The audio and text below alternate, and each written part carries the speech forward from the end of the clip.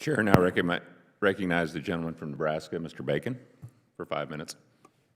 Thank you, all four of you, for being here. I was fortunate to do missile defense in Israel in 2009 and 10.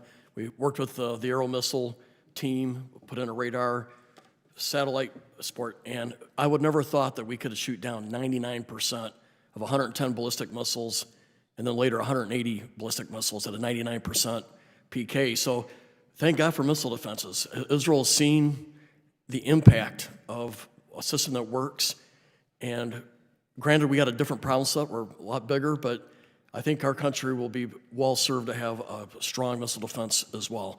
My first question is to General Guillot. I'm a little worried about some of the cuts in our National Guard. Your predecessor had some concerns too about having enough aircraft to do the alerts. How does the air portion of this mission fit in with Golden Dome? I mean, is it, you would think it'd be more radars and interceptors, but I think aircraft play a role too. Congressman, I think you're exactly right. As we envision the entire network, it would include space-based AMTI, Airborne Moving Target Indicator, which would detect and track aircraft and cruise missiles, a land-based capability such as over-the-horizon radar, and certainly fighter aircraft with capable interceptors, missiles to defeat cruise missiles, which, in addition to the ranking member's question and I answered on ICBMs, I think cruise missiles is probably the biggest advancement that we've seen over the past 6 years, and that needs to be a part of this integrated system.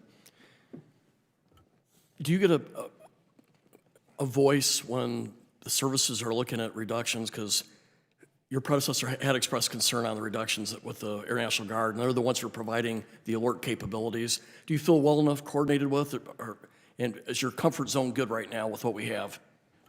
Yes, sir, to both. I do get a voice, and I am very comfortable with the Air National Guard's presentation for our alert force. Okay, thank you.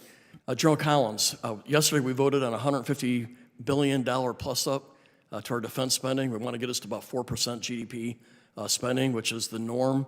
Right now we're at 2.9%. It's inadequate for all the systems we want to field, plus taking care of our troops. So I'm excited about what we're going to be able to do this next year to right-size our defense spending.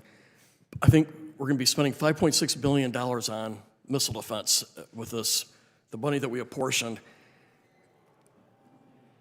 What do you think is the first steps for you? And what do you need to field for, like, space interceptors and things like that? What's your first priority with this influx of money?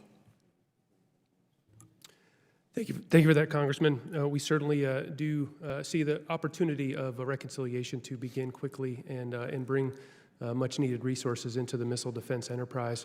It really is probably not just one thing. I think there's really, I think, two lanes to look at when we look at the missile defense enterprise. And number one is making sure we have the capability capacity with the kit we have today to improve the defense posture today or as quickly as we can. We can make a difference today with systems that we have.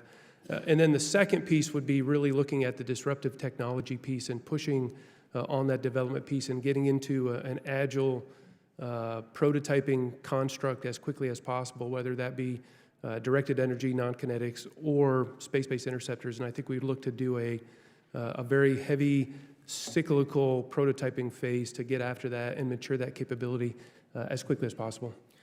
It would seem to me you would have to have a really good sensor system first before you can intercept. And I know something we've talked about before. Obviously, ballistic missiles from the sea, from the continent, but the hypersonics are very hard to track. And so I would see a real need there to really work on the sensor problem first.